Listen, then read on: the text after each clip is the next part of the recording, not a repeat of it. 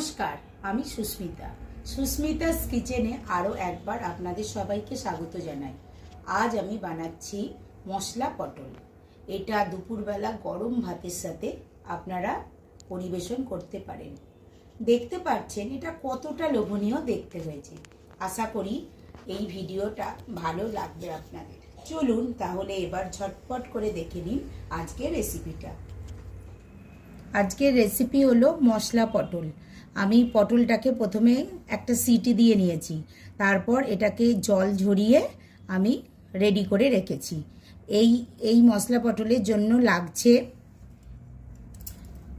সর্ষে বাটা, তাতে আমি দিয়েছি হলুদ, লঙ্কার গুঁড়ো, কাঁচা লঙ্কা আর এখন দেব একটু সর্ষের তেল। 2 পলা মতো সর্ষের তেল আমি ওতে দিলাম।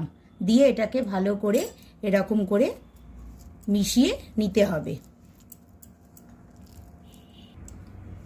আমি এই পটলের দেখুন দুদিকটা এইভাবে অল্প করে চিড়ে নিয়েছিলাম কাঁচা অবস্থাতেই, তারপরেই আমি সিটি দিয়েছিলাম। এই দেখুন এইভাবে। এইবার আমি পুরটা কিভাবে পটলে দিচ্ছি আপনারা একটু দেখুন। এই যে এরকম করে পুরটা এর মধ্যে এইভাবে দিতে হবে, দিয়ে আলতো করে এটাকে মুড়ে দিতে হবে এবং যেখান দিয়ে একটু বেরিয়ে গেছে সেখানটা এইভাবে মুড়ে নিতে হবে। 2 পাশটাই এইভাবেই আপনারা পুরটা ভরবেন। দেখুন আমি কিভাবে পুরটা ভরছি। ব্যাস আমার একটা পটলের পুর ভরা হয়ে গেল। তারপর এই পটলটাতেই একটু নুন ওপর থেকে এইভাবে ছড়িয়ে দিতে হবে। নুন এবং লঙ্কার গুঁড়ো এইভাবে ছড়িয়ে দিতে হবে, দিয়ে হাতে করে এটাকে লাগিয়ে নিতে হবে। দেখুন আমার একটা পটলের পুর এইভাবে আমি রেডি করলাম। আর একটা আপনাদের সাথে শেয়ার করছি, আর একবার দেখে নিন।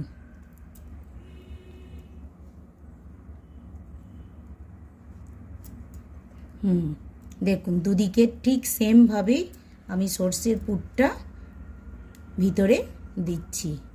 দিয়ে এইভাবে পটলের মুখটা বন্ধ করে দিলাম এবং ওপর দিয়ে একটু নুন আর একটু লঙ্কার গুঁড়ো এইভাবে মাখিয়ে নিলাম। ব্যাস আমার 2টো পটলের পুর ভরা রেডি হয়ে গেল। আপনারাও ঠিক এইভাবেই করবেন। এবার আমি পুরো সব পটলগুলোই এইভাবেই পুর ভরে নেব। আপনারা পুরো ভিডিওটা দেখতে থাকুন।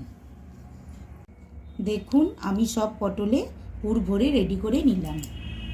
কড়াইয়ে আমি 4 পলার মতো সর্ষের তেল দিলাম।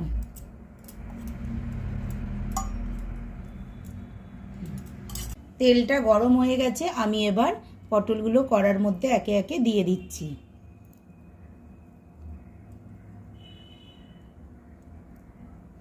আমি এখানে একটা কথা আপনাদের বলছি, এখানে আমি সর্ষে বাটার পুর দিয়েছি, কিন্তু আপনারা এখানে পোস্ত বাটার পুরও দিতে পারেন। পটলটা একটা পিঠ হয়ে গেছে, তাই অন্য পিঠটা আমি উল্টে দিলাম। প্রতিটা পটলকেই আমি উল্টে দেব এইভাবে।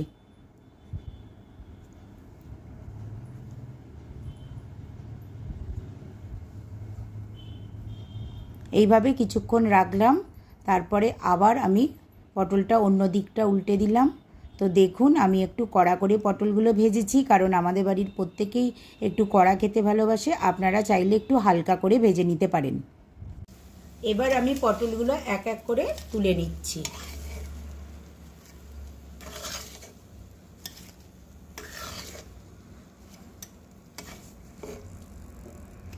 দেখুন ফাইনাল পটলগুলো দেখতে এই রকম লাগছে। পুরো ভিডিওটা যদি আপনারা প্রথম থেকে শেষ পর্যন্ত দেখে থাকেন তাহলে আমাকে একটা ভালোবেসে কমেন্ট, লাইক এবং সাবস্ক্রাইব করে দেবেন।